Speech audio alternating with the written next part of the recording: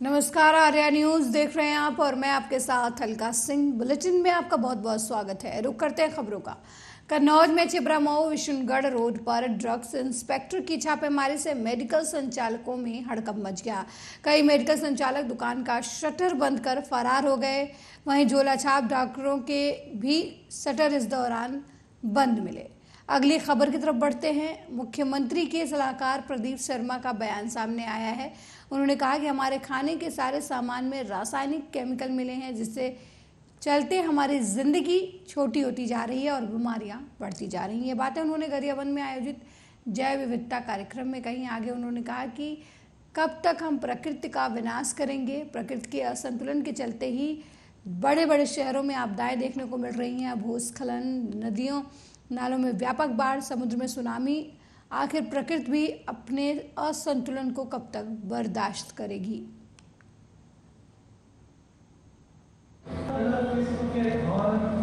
ये पूरे देश में राष्ट्रीय जैव विविधता प्राधिकरण का गठन किया गया है, जिसका मुख्यालय चेन्नई है। प्रत्येक राज्य में राज्य जैव विविधता बोर्ड का गठन किया गया है, जो जैव विविधता अधिनियम जो है उसके प्रावधानों के क्रियान्वयन के लिए एक सक्षम एजेंसी की तरह काम कार्य करेगा। जैव विविधता अधिनियम के अंतर्गत स्थानीय निकाय स्तर पर ग्राम पंचायत है, जनपद पंचायत है, नगर पालिका है, नगर पंचायत है, नगर निगम है, यहाँ पर जैव प्रबंधन समितियों का गठन किया जाना है। छत्तीसगढ़ राज्य में 12,106 जैव विविधता प्रबंधन समितियों का गठन किया जा चुका है। इन जैव विविधता जो समितियां हैं, इसके कार्य क्षेत्र के अंतर्गत आने वाली जो जैव विविधता है, जिसमें वन, वनस्पति, जीव जंतु हैं, कृषि है, पशुपालन है, ये जैव विविधता के जितने भी अंग हैं उनका सर्वेक्षण करके, उनका डॉक्यूमेंटेशन करके उसका प्रकाशन करना है। उसकी जब अधिसूचना जारी होगी तो उसके पश्चात उसमें लाभ का वितरण जो है उसका भी प्रावधान है, जिसे एक्सेस बेनिफिट शेयरिंग कहते हैं। ये पूरे देश में राष्ट्रीय जैव विविधता।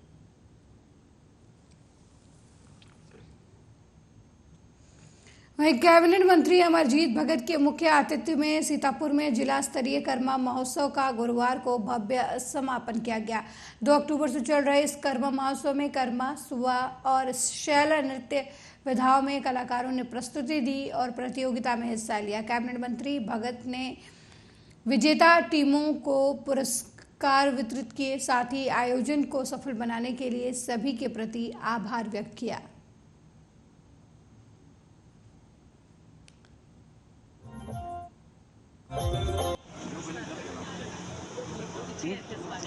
मेरा इस समय सीतापुर में उत्सव का माहौल चल रहा है। पहले खेल महोत्सव, उसका समापन 2 अक्टूबर को हुआ। फिर 2 अक्टूबर को ही कर्मा महोत्सव शुरू हुआ। 2 अक्टूबर को सभी पंचायतों में हुआ। फिर 3 और 4 को सभी जनपद में हुआ और आज 5 को जिला स्तरीय समापन कार्यक्रम था। ये संस्कृति विभाग के तत्वाधान में आयोजित किया गया था और यहाँ की कला, संस्कृति, यहाँ की जो विरासत है उसको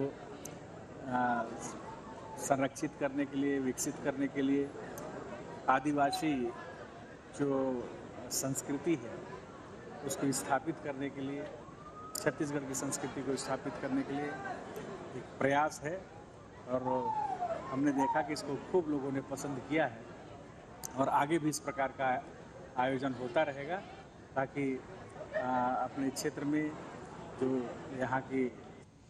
वहीं दिल्ली शराब घोटाला मामले में प्रवर्तन निदेशालय ने बुधवार को लंबी पूछताछ के बाद राज्यसभा सांसद आम आदमी पार्टी के वरिष्ठ नेता संजय सिंह को गिरफ्तार कर लिया था। ईडी ने आम आदमी पार्टी के सांसद संजय सिंह को राउज एवेन्यू कोर्ट में पेश किया था। कोर्ट में जाते समय संजय सिंह ने कहा कि मोदी जी चुनाव हार रहे हैं, इसलिए ऐसा कर रहे हैं। तय है कि वो चुनाव हारेंगे। आप सांसद के पिता भी कोर्ट के बाहर मौजूद थे। बता दें कि बुधवार को संजय सिंह को शराब घोटाले मामले में ईडी ने गिरफ्तार किया था। वहीं इस मामले में कोर्ट ने ईडी से सवाल किया कि जब ईडी को लेन देन की जानकारी काफी समय से थी तो अभी अरेस्ट क्यों किया। कोर्ट ने कहा कि जिन लेन देन की बात ईडी कर रही है वो अगस्त-अक्टूबर 2021 की लेन देन है।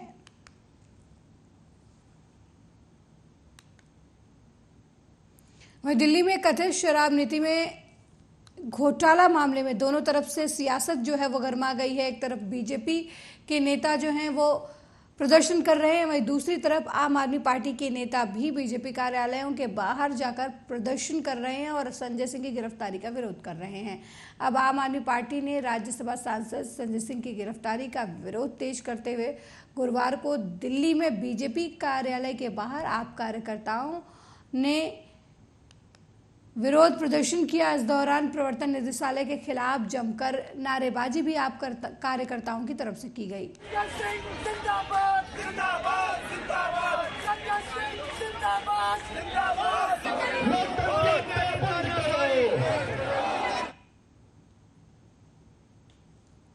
वहीं डोमिनिकन गणराज्य की उपराष्ट्रपति रकेल पेना रोड्रिग्स ताजनगरी पहुंची। उन्होंने 19 सदस्यीय प्रतिनिधिमंडल के साथ मोहब्बत की निशानी ताजमहल का दीदार किया।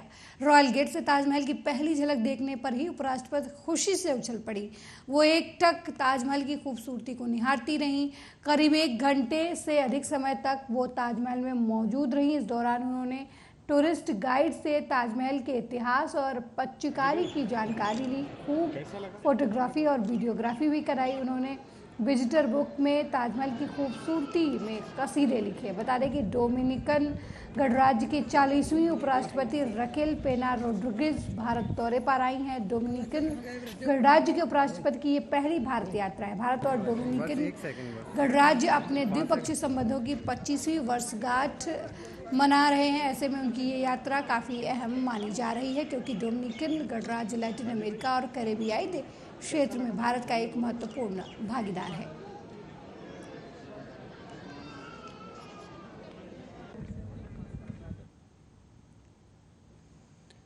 वहीं हमीरपुर के जिला कारागार में उम्र कैद की सजा काट रहे बंदी की मौत हो गई है। मिली जानकारी के मुताबिक झंडू सिंह नाम का व्यक्ति जिला कारागार में हत्या के मामले में आजीवन कारावास की सजा काट रहा था और हार्ट और डायबिटीज का मरीज भी था। अचानक तबीयत बिगड़ने पर कैदी को जिला अस्पताल ले जाया गया, जहां डॉक्टरों ने उसे मृत घोषित कर दिया। वहीं मृतक के परिजनों ने जिला कारागार के अधिकारियों पर समय पर इलाज न करवाने का आरोप लगाया है। मेरा नाम संजय सिंह है और झंडू सिंह मेरे पिताजी थे जो जेल में थे, और परसों मैंने मिलाई किया है तो उन्होंने कहा कि मुझे हार्ट के मरीज़ थे, वो एक्समैन थे आर्मी। 2020 में उनका ऑपरेशन हुआ था हार्ट का, फिर वो सिलेंडर यहाँ हो गए थे एक केस में, झूठे फंस गए थे 302 में। और फिर परसों मैंने जो मिलाई किया तो उन्होंने कहा मुझे यार हार्ट के उसमें 1 महीने से जेल का डॉक्टर लिख रखा है, कानपुर जाने के लिए फॉरवर्ड कर रखा है, मगर मुझे जेलर कह रहे हैं कि IRO साहब मुझे गार्ड नहीं दे रहे हैं। इसलिए अभी जब 5 बजे हमारे पास जेलर साहब फ़ोन कर रहे हैं, बोला कि बहुत सीरियस हैं, आप आ जाओ, सरकारी अस्पताल में भेज दिया गया है। अब जब हम यहाँ 2 मिनट बाद मैंने जेलर साहब को दोबारा फ़ोन किया तो उन्होंने कहा कि वो ख़त्म हो गए। मेरा नाम संजय। एक कैदी आए थे झंडू सिंह नाम के, जो है 73 साल उनके, वो जिला जेल से लाए गए थे। जब उनको यहाँ पर लाने के बाद चेक किया गया तो वो मृत अवस्था में थे। तो इसकी आगे की कार्रवाई करके उनको जो पोस्टमार्टम के लिए भेज दिया गया है। इसमें मृत्यु का कारण स्पष्ट होगा।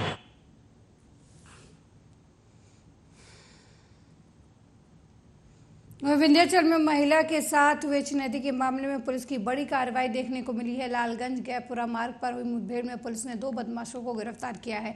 मुठभेड़ के दौरान पकड़े गए बदमाशों के पैरों में गोली लगने से वो घायल हो गए, जिनका जिला अस्पताल में इलाज करवाया जा रहा है। वहीं पकड़े गए बदमाशों पर 25-25 हज़ार का इनाम भी रखा गया था।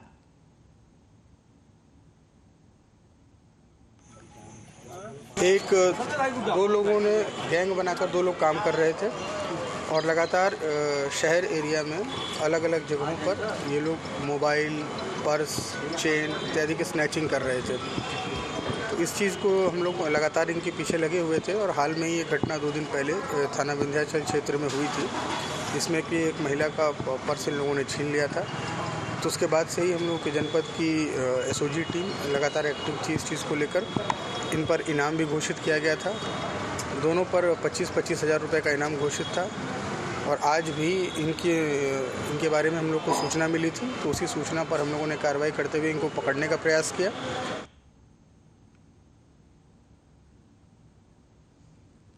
वहीं मुरादाबाद मंडल में गुरुवार को डेंगू बुखार से जेई और अधिवक्ता समेत 16 लोगों की मौत हो गई। अभी भी मुरादाबाद मंडल में डेंगू बुखार के सैकड़ों मरीज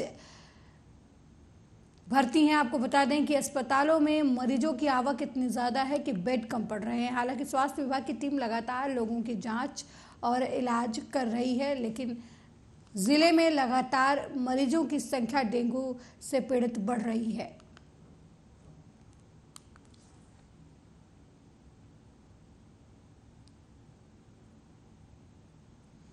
वहीं उत्तर प्रदेश के मुरादाबाद में पुलिस की वर्दी को एक रिश्वतखोर इंस्पेक्टर ने दागदार बना डाला। एंटी करप्शन ब्यूरो की टीम ने इंस्पेक्टर की गिरफ्तारी के लिए अपना जाल बिछाया। पीड़ित ने क्राइम ब्रांच के इंस्पेक्टर वली मोहम्मद ने जब पुलिस लाइन स्थित अपने ऑफिस में रिश्वत मांगी तो रिश्वत के नोट इंस्पेक्टर के हाथों में आते उसे एंटी करप्शन की टीम ने रंगे हाथ गिरफ्तार कर लिया। वो वर्दी को दागदार करते हुए नजर आए। आपको बता दें कि इंस्पेक्टर वली मोहम्मद को टीम थाना सिविल लाइन ले आई, जहां उनके खिलाफ मुकदमा दर्ज करवाया जा रहा है। पुलिस लाइन मुख्य अपराध शाखा में तैनात इंस्पेक्टर वली मोहम्मद द्वारा पीड़ित से उसका काम किए जाने के बदले में 7,000 रुपये रिश्वत मांगी थी। खास बात यह है कि इंस्पेक्टर क्राइम ब्रांच ने जिस व्यक्ति से रिश्वत मांगी है उसके द्वारा ही मुकदमा दर्ज कराया गया था और आरोपी की गिरफ्तारी के लिए ये 7,000 रुपये की रिश्वत मांगी गई थी, जिस पर उन्हें रंगे हाथ गिरफ्तार कर लिया गया। मामला ये था 1.5 साल पहले मेरे पिताजी की हत्या की गई थी। उसकी विवेचना यहाँ पर मुरादाबाद अपराध शाखा में डीआई साहब के आदेश के बाद आई थी। उसमें ये विवेचना कर रहे थे तो इन्होंने जो 2 अभियुक्त अभी इसमें रह गए हैं उनकी गिरफ्तारी के नाम पर पैसे लिए, मांग की थी मुझसे 7,000 रुपये। तो आपने शिकायत करी थी? हाँ, मैंने शिकायत भी की। कहाँ? मैंने एंटी करप्शन का जो दफ्तर है वहाँ पर की थी। कहाँ है इतना की? जे अपराध शाखा में तैनात थे। अच्छा, इन्होंने क्या क्या पैसे मांगे थे? क्या पैसे क्या मांगे? फिर मैं दोनों मुलजिम जो रह गए उन्हें गिरफ्तार करूंगा तब।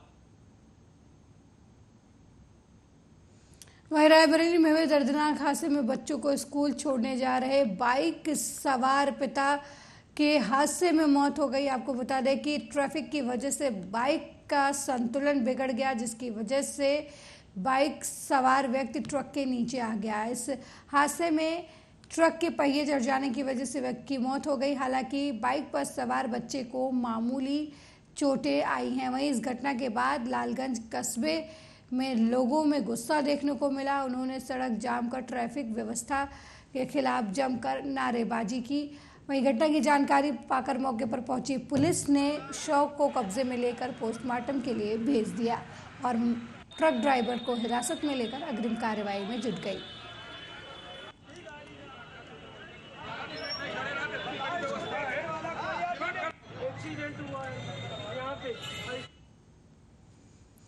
वहीं अगली खबर रायबरेली से है, जहां प्यार में पागल एक नाबालिग किशोरी ने अपनी ही मां के चाय में जहर मिला दिया। जहरीली चाय पीने से मां की हालत बिगड़ गई। मां को गंभीर हालत में जिला अस्पताल में भर्ती कराया गया है।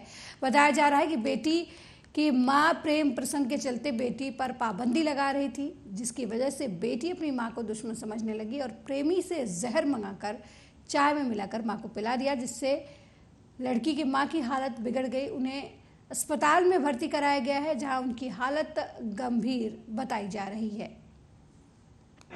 डॉक्टर साहब क्या परिचय है? Doctor Anurag Shukla, EMO district hospital Raebareli. Doctor साहब एक बेटे ने अपनी माँ को जहर दिया, क्या मामला था? ये हमारे पास संगीता नाम की युवती जिनकी उम्र तकरीबन 35 वर्ष है, परिजनों द्वारा लेके आया गया था। पर बताया जा रहा है कि चाय में कोई विषाक्त पदार्थ इनको दिया गया था, जिससे इनकी हालत काफ़ी गंभीर हो गई है। भर्ती करके इनका इलाज चल रहा है। डॉक्टर साहब क्या परिचय है? Doctor Anurag Shukla, EMO district hospital Raebareli. Doctor साहब एक बेटे ने अपनी माँ को जहर दिया, क्या मामला था? ये हमारे पास संगीता नाम की युवती जिनकी उम्र तकरीबन 35 वर्ष है, परिजनों द्वारा लेके आया गया था। पर बताया जा रहा है कि चाय में कोई विषाक्त पदार्थ इनको दिया गया था, जिससे इनकी हालत काफ़ी गंभीर हो गई है। भर्ती करके इनका इलाज चल रहा है। डॉक्टर साहब क्या जी? हमारी वाइफ को जो है हिमांशु ने दवा दिया, मैं लड़की के नाजायज संबंध में हमारा पहले से उनका लड़ाई झगड़ा चलता था। तो कई बार उनको समझौता किया मेरे प्रधान जी से, और थाने में भी लेके बंद हुए। उसके बाद समझ नहीं रहा, मैं क्या जबरदस्ती उन्हें भेजते भी हैं और दबावना देते हैं। ये हिमांशु कौन है, कहाँ रहता है? पूरे दिन में रहता ओम प्रकाश की लड़का है। तो पुलिस में इसकी शिकायत किया आपने? हाँ, पहली बार गए थे, हम कई लेट थे, उसके बाद ये पैसा ले दे के रफा दे के चले आए थे। आज क्या घटना हुई है? आज घटना ये हुई थी कि हम यहाँ राजली पंकज तस्वीर वाले के यहाँ काम करते, यहाँ सबको फोन मिला था, वहाँ से हम गए थे, वहाँ पे ये जहर खाई थी, उन्होंने बताया। वहीं अलीगढ़ के जीएसटी कार्यालय में सीबीआई की छापेमार कार्रवाई से अधिकारियों में हड़कंप मच गया। कार्यालय का मुख्य द्वार बंद करने के बाद किसी को भी अंदर और बाहर आने जाने की अनुमति नहीं थी। सीबीआई के अधिकारियों द्वारा जीएसटी कार्यालय के अधिकारियों से कड़ाई से पूछताछ की गई। इस दौरान कई घंटे तक चली पूछताछ को मीडिया से दूर रखा गया। बता रहे सीबीआई वगैरह आई कोई? मैं अभी ड्यूटी पर हूं।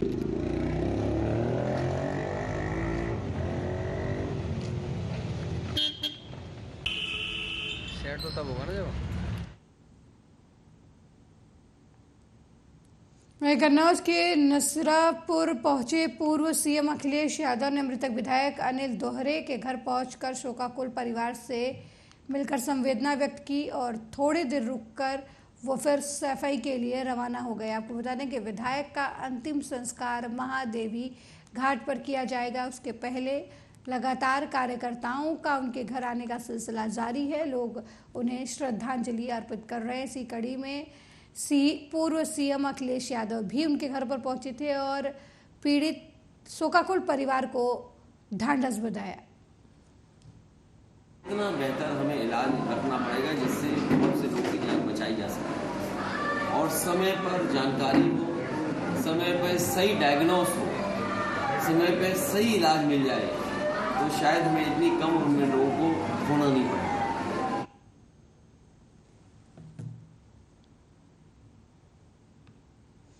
वहीं अलीगढ़ के जवा में स्थित सूफी सबीर हसन रहमतुल्लाह अलैही सरकार का उर्स मुबारक बड़े धूमधाम के साथ मनाया गया। इस दौरान दूर दराज से आए जायरीनों ने उर्स में हिस्सा लिया। आपको बता दें कि अलीगढ़ के जबा शरीफ के सुल्तान कहे जाने वाले सूफी सबीर हसन के दरगाह में दर्जनों लोग हाजिरी लगाते हैं, साथ ही तमाम तरह की बीमारियों से शिफा पाते हैं। यही वजह है कि जायरीनों का जमावड़ा हर रोज बढ़ता हुआ नजर आ रहा है।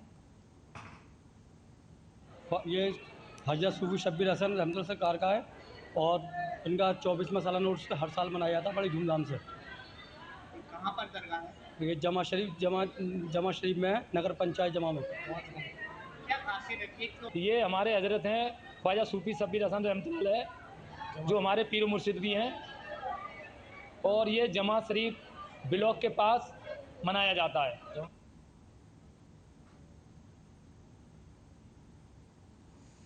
उत्तर प्रदेश के मैनपुरी की कोतवाली क्षेत्र में खंड शिक्षा अधिकारी के कार्यालय के बाहर शिक्षक अपनी मांगों को लेकर बीते 3 दिनों से धरना प्रदर्शन कर रहे हैं।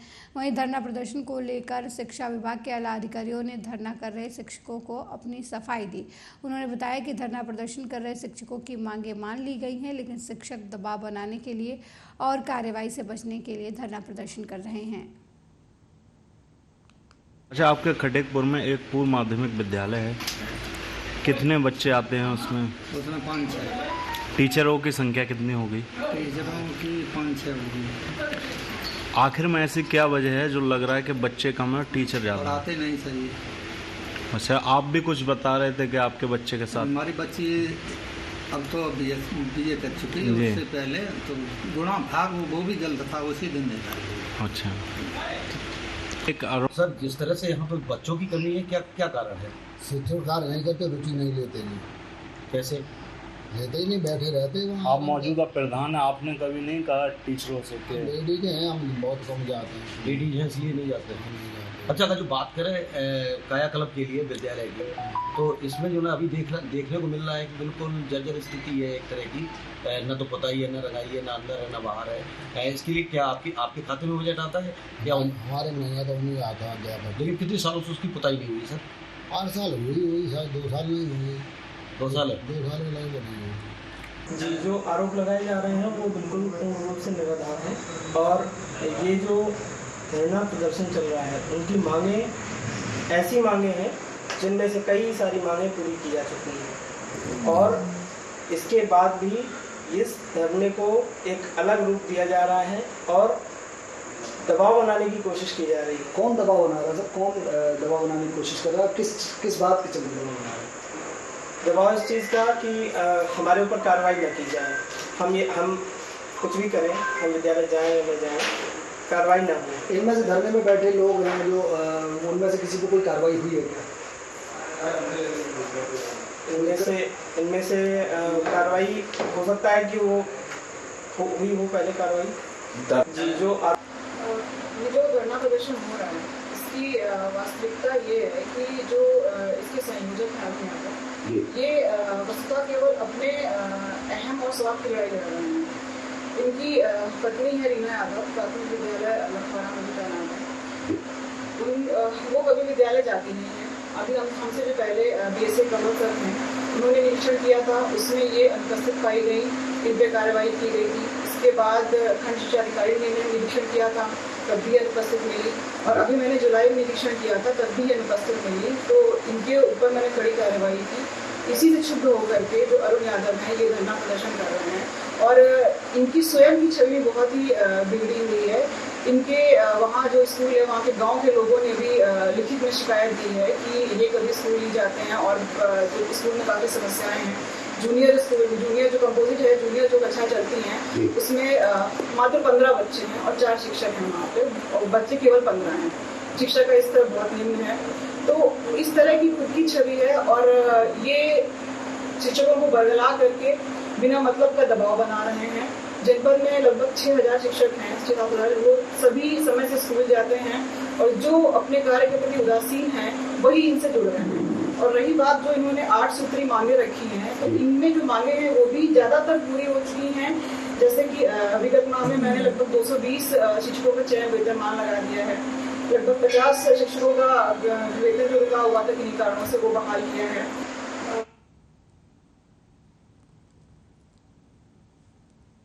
मेरे साथ इस बुलेटिन में फिलहाल इतना ही। देश दुनिया की तमाम खबरों को देखने के लिए देखते रहिए आर्या न्यूज़। नमस्कार।